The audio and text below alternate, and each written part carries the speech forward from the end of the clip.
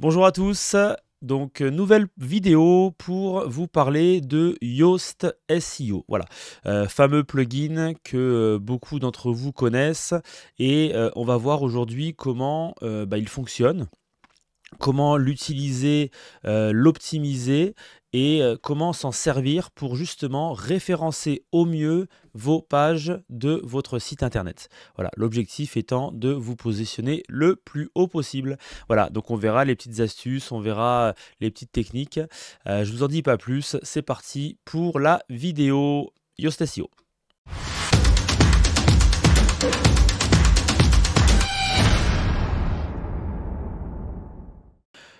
Donc nous voilà partis pour ce tuto Yoast SEO. Alors, je suis sur un back-office WordPress, d'accord, hein, mon petit tuto YouTube formation.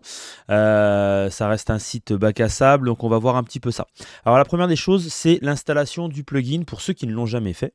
Alors tout simplement, vous allez aller dans Extensions, ajouter une extension. D'accord. Et puis ici à droite, vous allez taper Yoast. Donc voilà. Yoast, et automatiquement il va venir vous proposer ce plugin. Donc je vous rappelle que pour choisir un bon plugin, quand vous ne les connaissez pas, regardez quand même le nombre d'étoiles et le nombre de commentaires, enfin en tout cas le nombre de personnes qui ont mis les étoiles. Regardez le nombre d'installations actives, regardez aussi la dernière mise à jour et voir si c'est compatible avec la version WordPress. D'accord? Donc je vais installer ce plugin. Alors qu'est-ce que ça va changer? Donc là pour l'instant je l'installe, mais après ensuite je vais l'activer. Vous allez vous rendre compte que l'interface va évoluer. D'accord? L'interface va évoluer puisque à l'heure d'aujourd'hui, là ici vous n'avez rien. D'accord? Vous allez voir qu'il y a un petit Y qui va venir se mettre.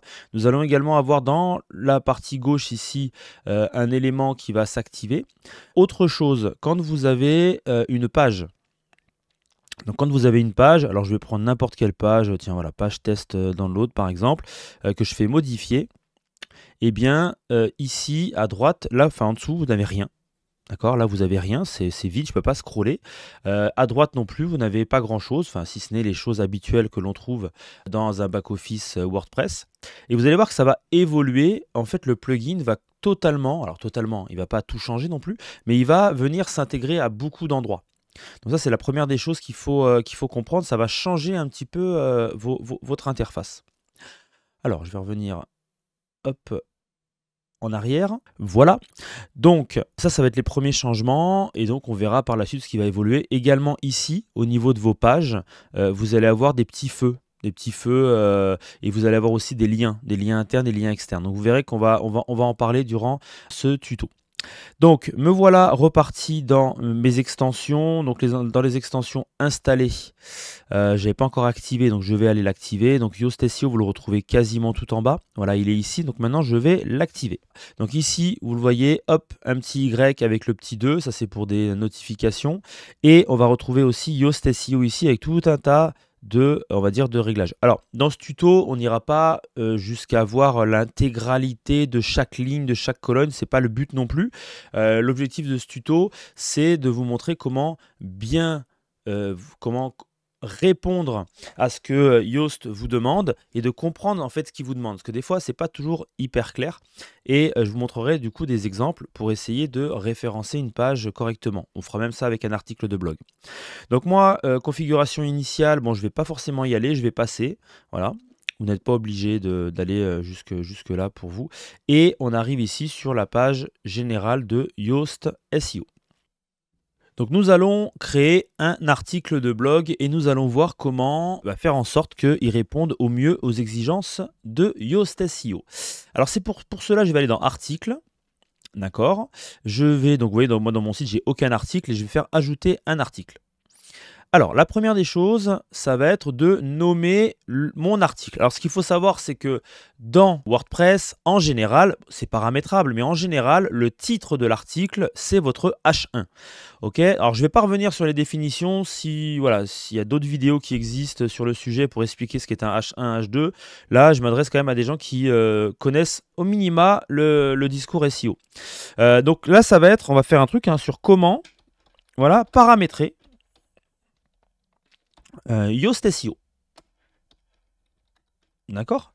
Voilà, donc ça va être mon H1. Mais dedans, je vais avoir ma requête cible. Alors, ça, c'est le plus important. Donc, vous voyez que Yoast, ici, vous avez un premier onglet qui est la requête cible et c'est tout en haut. Pour la simple et bonne raison que c'est la requête cible qui va tout diriger. Voilà, c'est pas compliqué. On choisit une requête cible. Donc, la requête cible, c'est ce que tapent les gens dans Google. Et moi, je veux apparaître quand les gens tapent ça. Voilà. Donc, si quelqu'un tape comment paramétrer Yoast SEO, moi, j'ai envie de sortir le plus haut possible sur Google. Donc, moi, je vais lui dire que j'aimerais sortir sur ça. Et lui va m'expliquer tout ce que je dois mettre en place pour pouvoir espérer sortir justement sur cette requête-là. Alors, comment paramétrer Yoast SEO, c'est peut-être un petit peu trop long, d'accord? Parce qu'en général, une requête cible, moi, je recommande de faire 2 à 3 mots maximum, ok? Donc là, on va choisir paramétrer Yoast SEO. Voilà, ça peut être quelqu'un qui est là, comme vous, qui regardez la vidéo, ils se disent comment faire un paramétrage, comment paramétrer mon Yoast SEO. Alors, ça va être la requête cible, ok? C'est pas parce que je mets paramétrer Yoast SEO que je ne pourrai pas sortir sur paramétrage de Yoast SEO. Paramétrer le plugin Yoast, par exemple. Voilà, tout ça, on peut arriver à sortir, mais on se fixe une ligne en se disant, voilà, moi je veux que quand les gens tapent ça, précisément, je vais essayer de sortir le plus haut possible. Voilà. Donc lui derrière, il va nous expliquer tout ce qu'on doit faire. Alors on va commencer par remplir le titre SEO, donc le fameux métatitre. Donc avec Yoast SEO, vous devez toujours commencer votre métatitre avec une majuscule par votre requête cible. Voilà, ça c'est très important. Il faut toujours commencer par la requête cible. Ok. Alors paramétrer Yoast SEO, voilà, je sais pas, on va appeler ça meilleur plugin WordPress pour le SEO. Voilà. Donc ça pourrait être toutes les bonnes pratiques, le guide ultime, mais bon, nous là on n'est pas là pour faire du sensationnel, on est là pour faire du référencement. Donc ça veut dire quoi? Ça veut dire qu'on va y mettre la requête cible en premier et on va y mettre aussi des mots-clés. Plugin, WordPress, SEO. Voilà, on essaye toujours d'avoir un petit coup d'avance sur ça.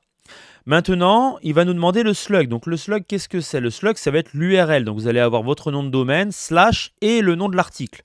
Et bien évidemment, si on y met la requête cible, pardon, je n'ai pas copié comme il faut. Si j'y mets ma requête cible dans mon slug, eh bien, ça sera beaucoup plus pertinent. Et c'est d'ailleurs une exigence de Yoast. Regardez, si je mets rien, ici, dans mon analyse, il va me dire le slug, regarde, requête dans le slug, une partie de votre requête n'apparaît pas dans le slug. Il faut que ça apparaisse. Donc dans mon slug, j'arrive et je viens coller, paramétrer Yoast SEO, ma requête cible. Et là, normalement, ça a disparu.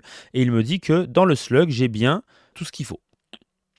L'objectif, ça va être de répondre à Yoast par ça, mais tout en ayant une stratégie, une petite vision quand même de ce qu'il faut faire, de ce qui doit être fait. Alors la métadescription, alors j'en ai préparé une de métadescription qui correspond, donc je vais faire un copier-coller, ça ira plus vite. Donc découvrez comment paramétrer Yoast SEO, positionnez votre site web en première position Google avec un bon paramétrage de Yoast SEO. Je vais rajouter toutes les bonnes pratiques. Alors, pourquoi je rajoute ça? Juste pour vous montrer que ça devient orange. Voilà. Donc, quand ça devient orange, forcément, on a une alerte. Là, il nous dit, attention, la métadescription, ça ne va pas, il y a un souci, on a dépassé les 156 caractères. Donc, je dois la raccourcir. Donc, qu'est-ce que je vais faire? Je vais supprimer ce que j'ai ajouté là pour répondre aux exigences. Il faut comprendre que Yoast connaît les exigences de Google. Et donc, si on répond aux exigences de Yoast, eh bien, on répondra également aux exigences de Google. Donc ça, c'est très important. Et on voit que d'ailleurs, j'ai plus ce problème de métadescription. C'est parfait. Alors, si on doit maintenant descendre un petit peu, on est toujours dans le rouge, il nous dit quoi? Il nous dit, il n'y a pas de lien externe. Il n'y a pas de lien externe. Forcément, déjà, la page, elle est vide. Je viens de commencer, donc il n'y a aucun lien qui pointe vers l'extérieur de mon site. D'accord?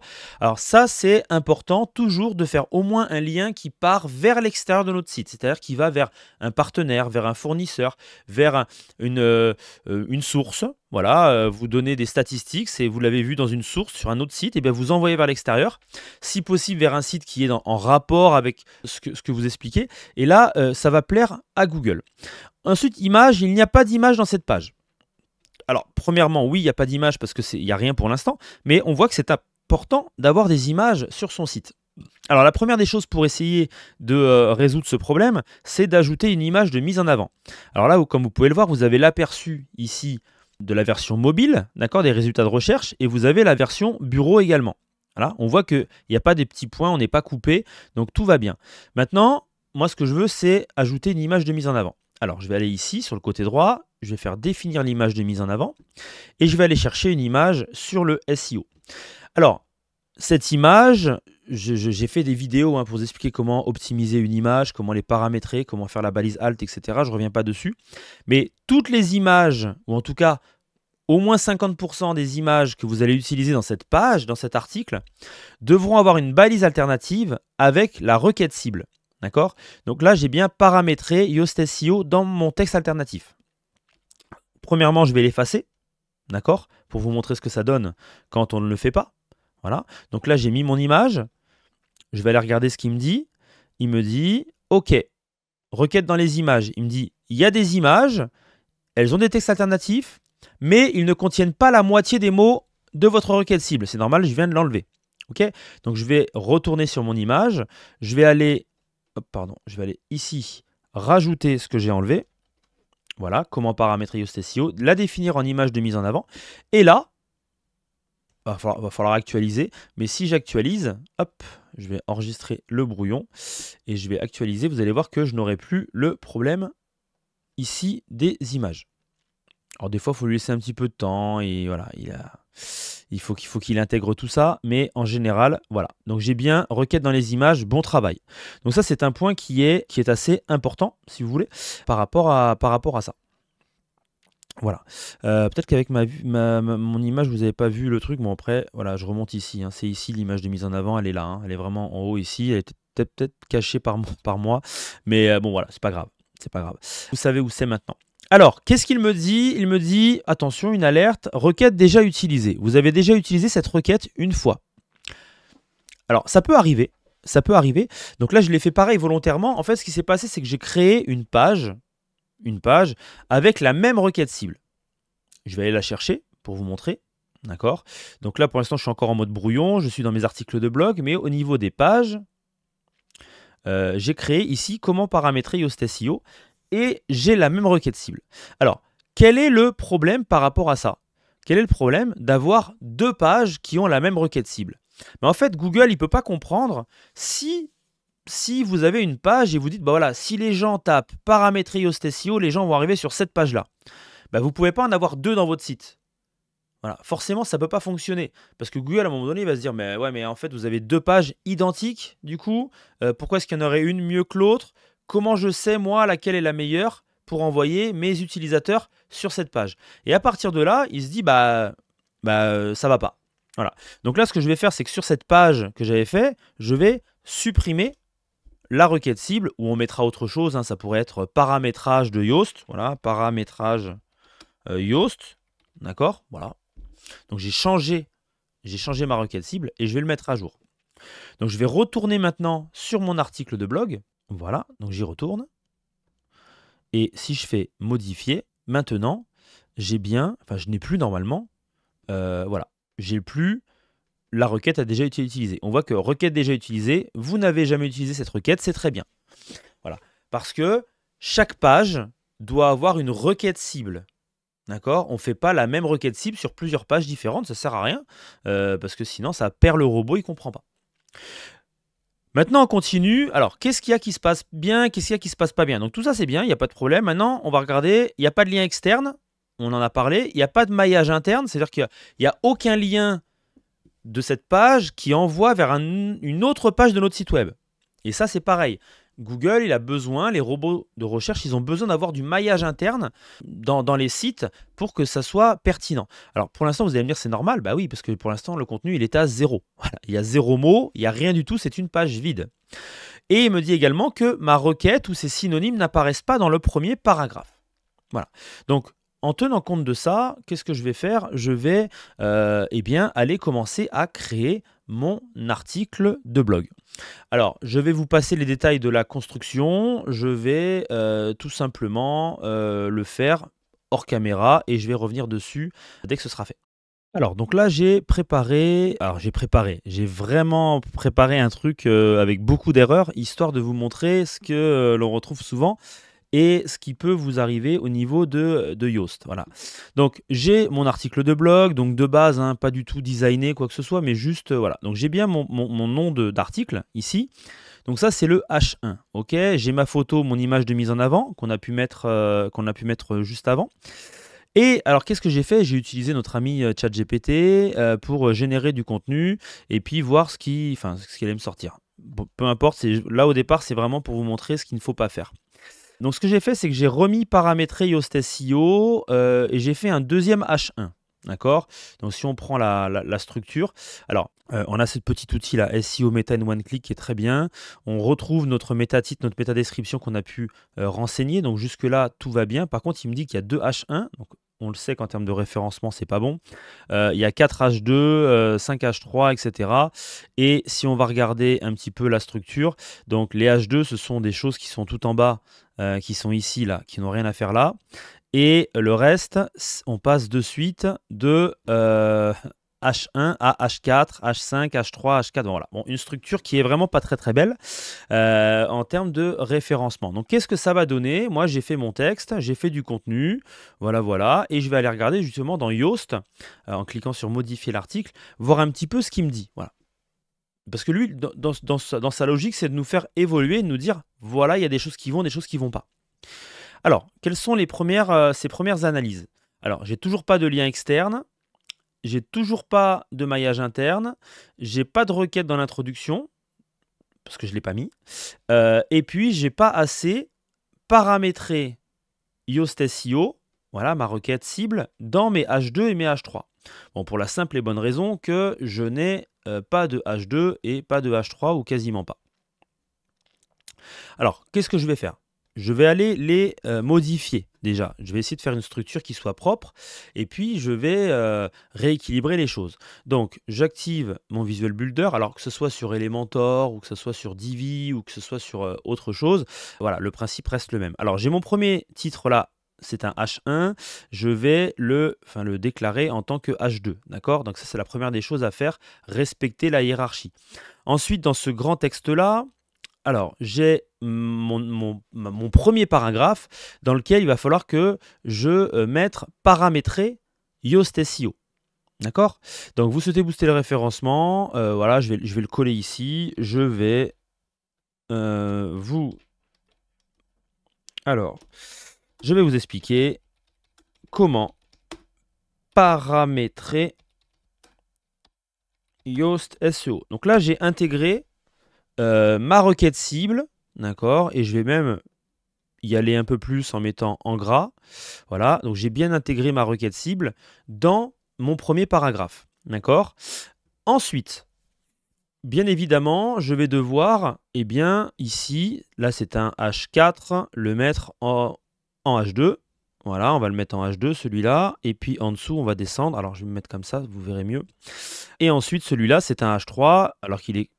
Quand je l'ai rentré, il s'est mis en H5, et ainsi de suite. Donc, alors, hop, un H3 ici. Ensuite, nous avons, alors ça c'est du texte que j'ai fait avec ChatGPT. Voilà, l'optimisation des articles, ça c'est du H2. Voilà. Et puis, je vais mettre ici un petit H3. Voilà, et puis bon, le reste, alors bien sûr que c'est pas bien présenté, c'est pas joli, mais le balisage, après, on pourra changer si on veut toutes ces choses-là. Alors je vais laisser comme ça pour l'instant. Si je quitte mon Visual Builder, alors je vais faire autre chose. Je vais quand même faire un petit lien qui va envoyer vers une page de mon site, et après je ferai un lien qui envoie vers une autre page. Alors, quand il parle de lien de maillage interne, Yoast SEO aime bien que ce soit un lien hypertexte. C'est-à-dire quoi? Un lien qui est dans le texte. Pas forcément un bouton qui envoie, alors ça marche quand même, mais lui, il préfère qu'il y ait vraiment un texte qui envoie. Alors par exemple ici, vous voyez, dans la conclusion, j'ai marqué propriétaire du site WordPress. Je pourrais très bien WordPress, y mettre un lien en disant bah, tu vas m'envoyer https vers wordpress.org par exemple. Voilà. Et donc j'ai un lien qui va vers l'extérieur maintenant. Et je pourrais également envoyer, alors je sais pas moi, Yoast SEO. Voilà, cette partie-là, Yoast SEO.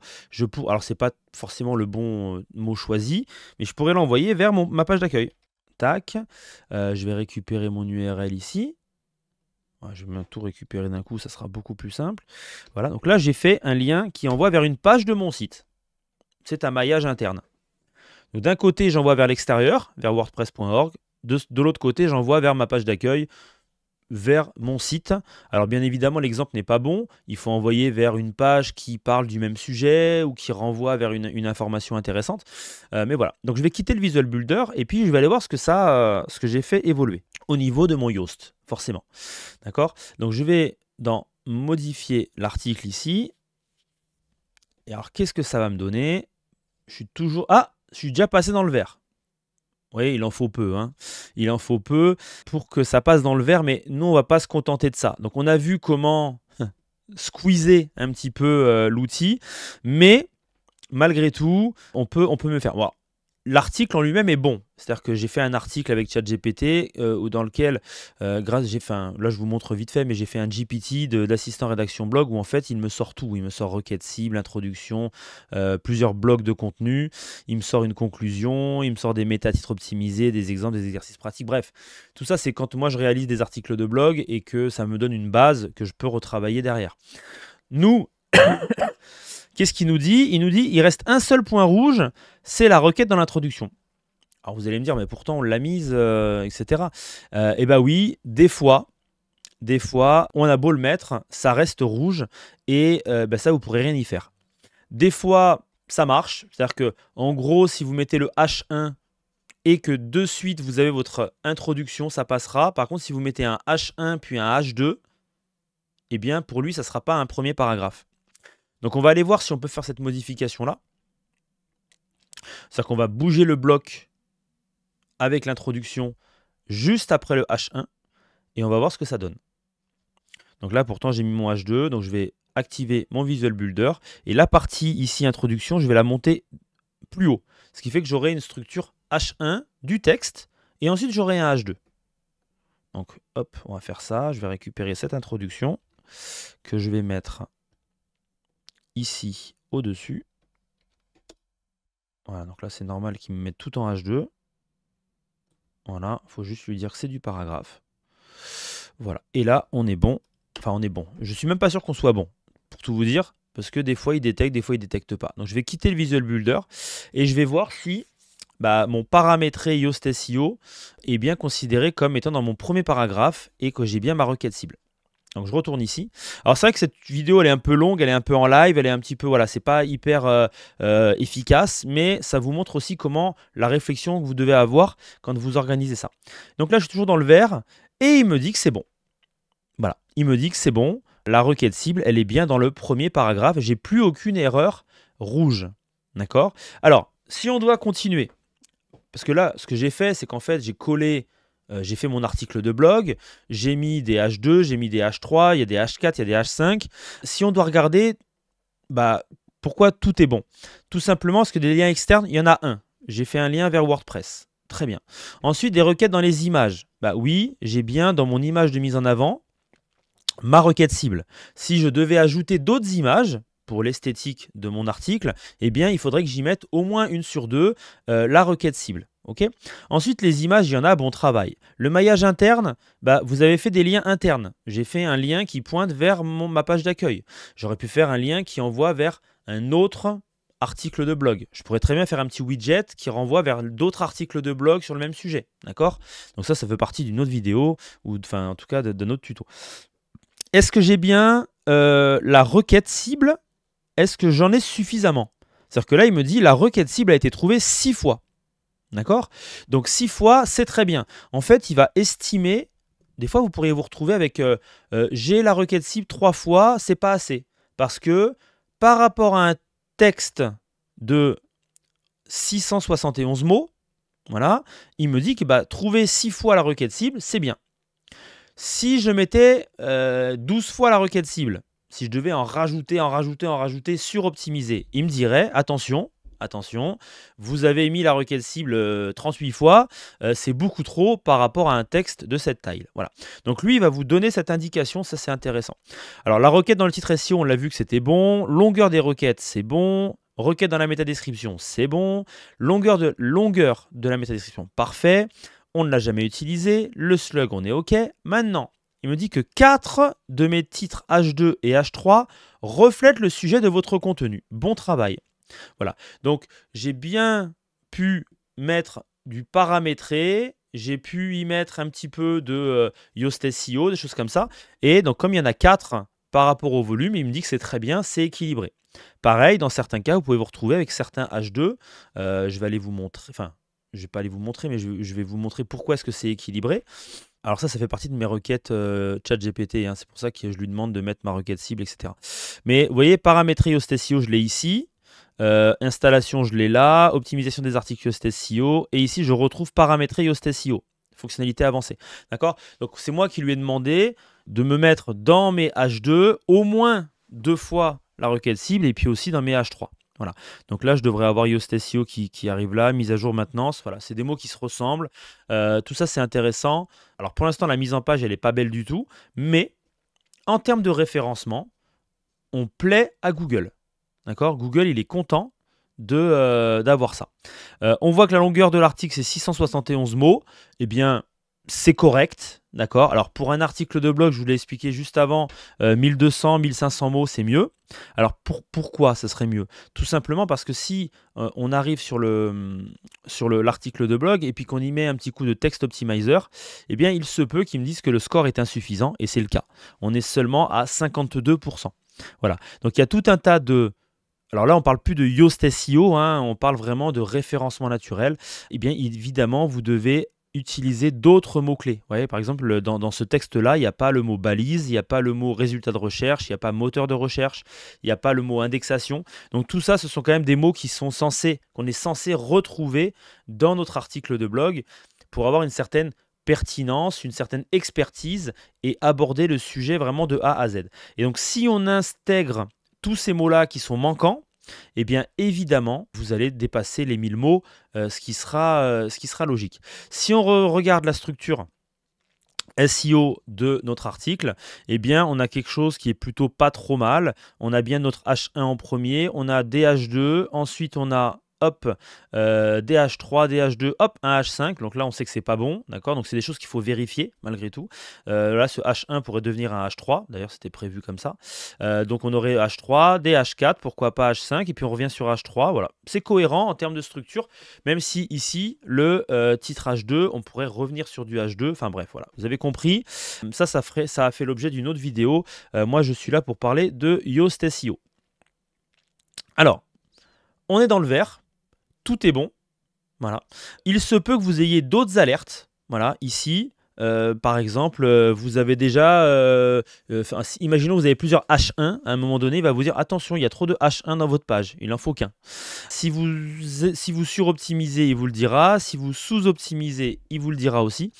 Et à partir de là, eh bien, écoutez, on n'est pas si mal que ça. Derrière, pour ceux qui veulent aller plus loin, vous avez la lisibilité. Donc là, on voit que j'ai fait du texte plutôt classique. Alors, des fois, il va nous dire qu'il y a seulement 10% des phrases qui contiennent des mots de transition, ce qui n'est pas assez suffisant. Donc, il faudrait utiliser plus de mots, voilà, et ensuite, et ci, et ça. Bon, c'est pas pénalisant en soi. Donc, à partir de là, on peut rester dans le vert, il n'y a pas de problème. Et puis après, derrière, au niveau des réseaux sociaux, rien ne vous empêche de sélectionner une image qui va vous servir au niveau des réseaux sociaux. Par exemple, ici, je vais y mettre la même image, d'accord?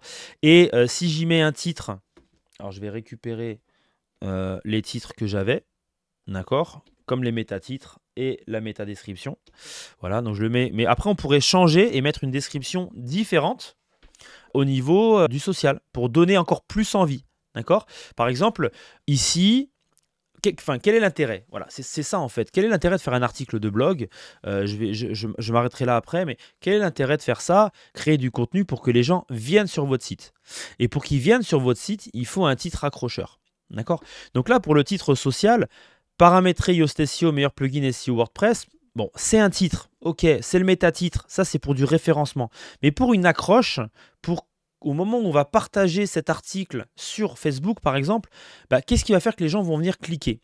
Eh bien, moi, ChatGPT, j'ai volontairement fait ça et j'ai voulu, dans mon méta-titre, faire quelque chose d'un peu plus... où est-ce qu'il est? Il est là, voilà. Par exemple, paramétrer Yoast SEO, le guide complet pour booster votre SEO. Ça, c'est déjà quelque chose de plus engageant. Donc, on va le remplacer. Hop, voilà. Là, on n'est pas tenu, si vous voulez, d'avoir beaucoup de mots, pas beaucoup de mots, etc. Est-ce que je vais réussir à l'effacer, ça, ou pas? Est-ce que je vais réussir à l'effacer? Tac. Eh bien, il ne veut pas s'effacer, donc on va l'effacer comme ça. Voilà. Donc, voilà. Donc, j'ai paramétré, boosté votre SEO. Voilà. Et donc ça va être plus engageant. Comme ça, les gens ils vont voir ça directement. Voilà. Et maintenant, je vais publier mon article. Si je vais sur mon article de blog, qu'est-ce qui se passe? Donc, dans mon back-office, j'ai bien ici mon score SEO qui est vert. J'ai bien mon score de lisibilité qui est vert. Et j'ai ici les liens internes. Il y en a un qui part. Voilà, il y a un lien qui part vers l'extérieur. Alors, ce qui est bizarre, c'est que je n'ai pas les liens internes. Alors, je pourrais. Ça, c'est autre chose que je peux vous montrer. Ça, c'est le petit bonus. Quand on arrive ici, vous avez la possibilité, je ne sais pas si vous avez vu, mais dans WordPress, pour ceux qui ne le savent pas, vous avez dans Options de l'écran et vous pouvez cliquer sur Requête, Métadescription, Titre SEO. Ça vous fait remonter. Alors, il y a des choses qu'on pourrait peut-être enlever. Ouais, le score SEO, ok. La date, bon, les commentaires, peut-être pas. Divi pixel catégorie, on peut l'enlever. Voilà, on va rester sur ça. Donc, ça permet quoi? Ça permet, quand on a beaucoup d'articles, de voir si, en termes de score, déjà, on est bon. Est-ce que le titre SEO a été rempli? Oui. Est-ce que la métadescription a été remplie? Oui. Quelle est la requête de cet article-là? C'est ça. Voilà. Donc ça, c'est assez intéressant, en tout cas au premier coup d'œil, de voir ces choses-là. Et quand on est sur les pages, voilà, bah c'est pareil. Alors là, pareil, il faut l'activer. Donc si je fais option de l'écran et que je demande la requête cible, le métadescription, le métatitre, eh bien on se rend compte de quoi? On se rend compte que, alors là, c'est un site de démo, hein, évidemment, mais là, j'ai des trous. Là, j'ai des trous, là, j'ai des trous. Donc, ok, j'ai des titres SEO, mais j'ai des trous le reste du temps. Donc, ça peut vous permettre de vous alerter sur certaines pages qui n'ont pas de métatitre ou de métadescription comme il faut. Évidemment, Yoast SEO, on va s'en servir pour les pages statiques, mais les pages qui ont un intérêt, d'accord? On ne va pas faire du Yoast SEO pour des mentions légales, pour des politiques de confidentialité. On ne va pas forcément faire on va faire du SEO pour une page contact, par contre. C'est très important parce qu'on peut toujours arriver à intégrer une requête cible dans une page contact. Si on a plusieurs requêtes cibles, eh bien on peut se servir de la page contact pour faire ça. On se servira donc de Yoast SEO pour nos articles de blog et on peut également se servir de Yoast SEO quand on a une boutique e-commerce. Le principe reste le même, c'est-à-dire que vous allez devoir mettre votre requête cible par rapport à votre produit et ensuite vous allez faire votre référencement de la page produit en fonction de ce que Yoast vous demande. Voilà, j'espère que ça vous a plu. Évidemment, Yoast propose d'autres fonctionnalités. Ça, je ne vous en ai pas parlé, mais je vais en parler maintenant. Allez, voilà, ceux qui sont allés au bout de la vidéo, vous avez de la chance. Non, pas forcément, mais voilà, vous avez des réglages ici à gauche. Et vous savez que Yoast vous permet de faire pas mal de choses. Voilà, on peut activer l'analyse de lisibilité ou pas. On peut, alors l'écriture inclusive, voilà, que pour les sites en anglais. Ok, très bien. On peut générer des titres avec l'IA, mais en premium. Alors, si vous avez ChatGPT, vous pouvez le trouver aussi bien. Et puis aussi, vous pouvez faire marcher votre cerveau, hein, c'est bien aussi. Voilà, les statistiques, est-ce qu'on l'active? Structure de site, on peut ajouter le contenu pilier, etc. Donc, je vous invite à venir lire tout ça. C'est assez intéressant. On peut avoir des données Twitter, tout ce qui est données Open Graph pour les réseaux sociaux. C'est ce qu'on a paramétré tout à l'heure avec la petite image. On peut permettre d'être, voilà, que ce soit partagé sur Slack. Et puis, on a aussi le plan de site XML. Voilà, donc en fait, Yoast de base vous génère un plan de site, un sitemap, le fameux sitemap. Voilà. Moi en général, avec le temps, j'utilise plus Yoast, donc je désactive en général le plan de site de Yoast et j'utilise XML Sitemap Generator. qui est plus poussé, plus intéressant. Mais si vous voulez rester sur quelque chose de simple, eh ben, vous avez juste à le laisser activer en tout cas. Et puis, ça va vous générer un plan de site. Et ce plan de site, et bien derrière, vous allez pouvoir le déclarer à la Search Console, à Google. Et ça, pareil, c'est un autre sujet. Voilà, donc je voulais vous montrer ça. Ça reste intéressant. Donc on peut très bien utiliser Yoast SEO en version gratuite qui va nous aider à pousser un peu notre référencement. Et grâce à tous ces petits boutons verts, rouges, voilà.